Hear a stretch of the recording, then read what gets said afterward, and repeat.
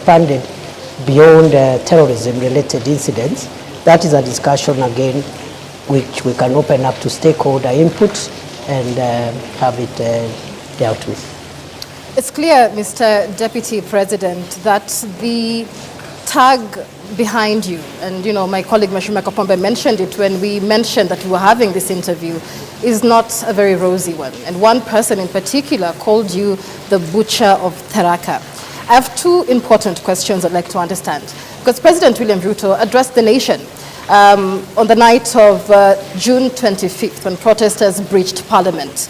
He told the nation that that was a treasonous act perpetrated by crooks and criminals. Do you believe that the young people killed by police during the protest were crooks and criminals and not young people trying to advocate for their rights?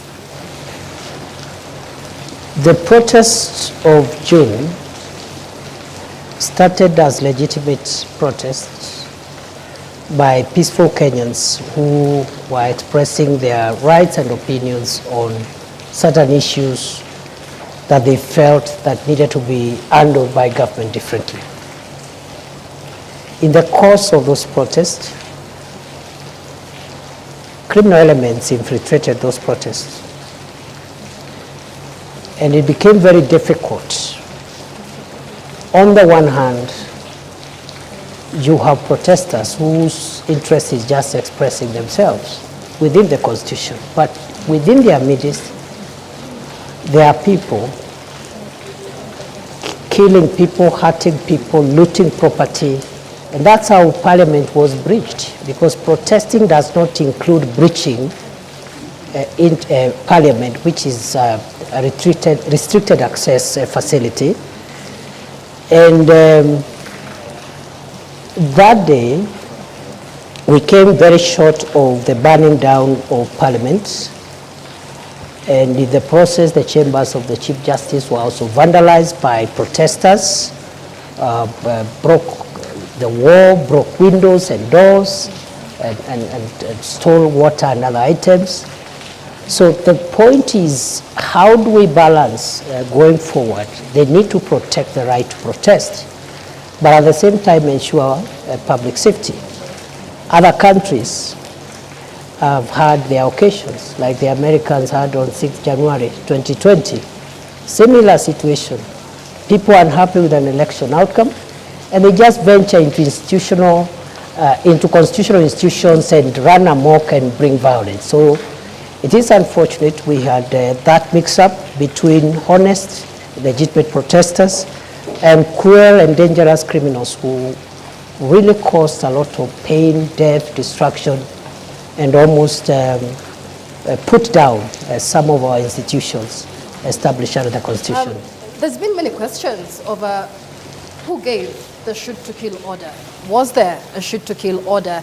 And was it a show of culpability for security agencies under your command that warranted the presence of the military, the Kenya Defense Forces, to quell the situation? There was no shoot-to-kill order. And the Interior Minister does not command the operations of the police.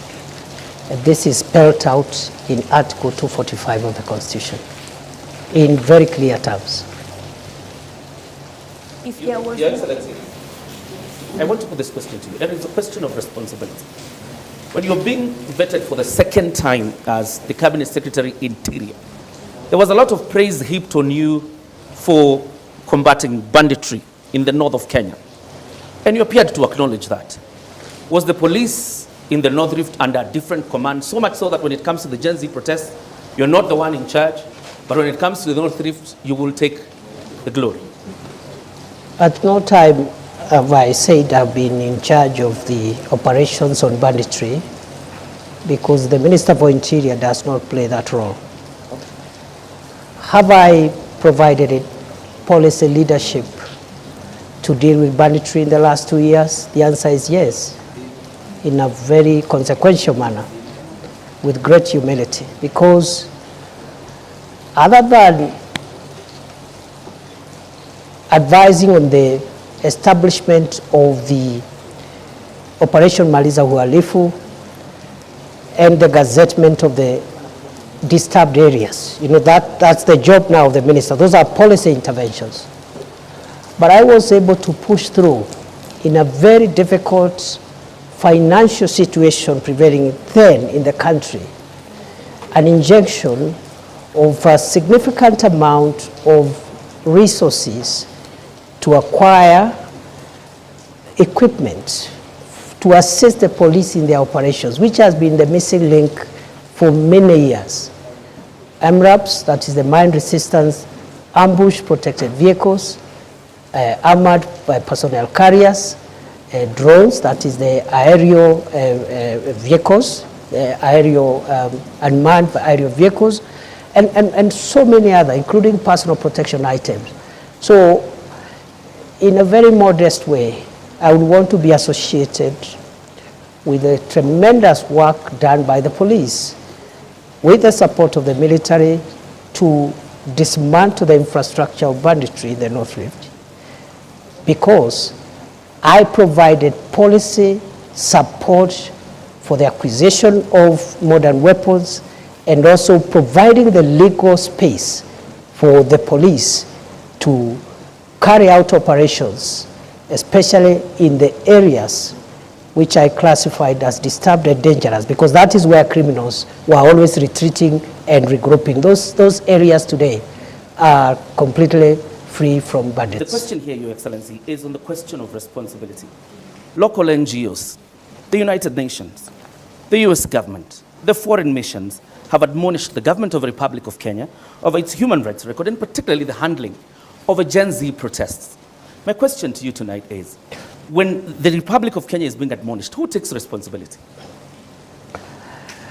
Well, as I have said, you see the general admonition or viewpoints by various stakeholders on the performance of government on many things, including homeland security, is a legitimate thing. But the question of responsibility arises when one believes that there is something they have done wrong. It doesn't arise when someone's conscience is crystal clear. They have not done anything wrong.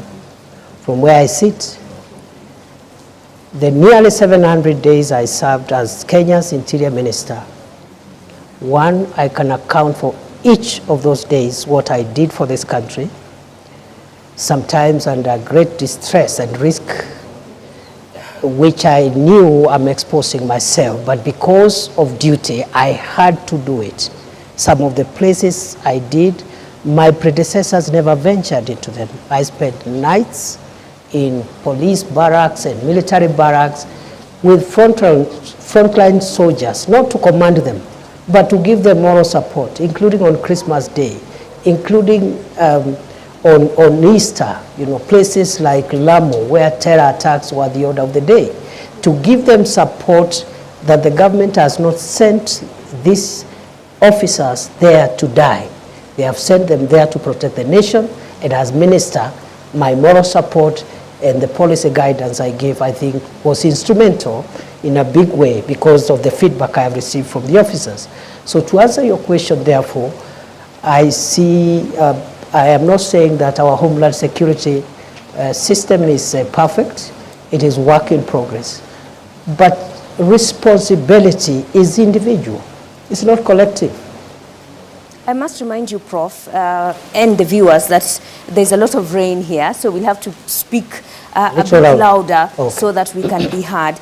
But as you speak about policy guidelines and taking modest credit for what was done in the North Rift on banditry, are you trying to tell us that you could not give policy guidelines on how police protests or moral support in them ensuring that they adhere to human rights? We did. So what happened? What went wrong? What went wrong is what goes wrong when maybe, you know, the operations, security operations are intense and emotive operations. It's not somewhere where an officer will be told, when you reach there, do this, do this, do the other. So what we have are general policy guidelines. For example, the use of lethal force is reserved when to apply when the life of the officer is at risk.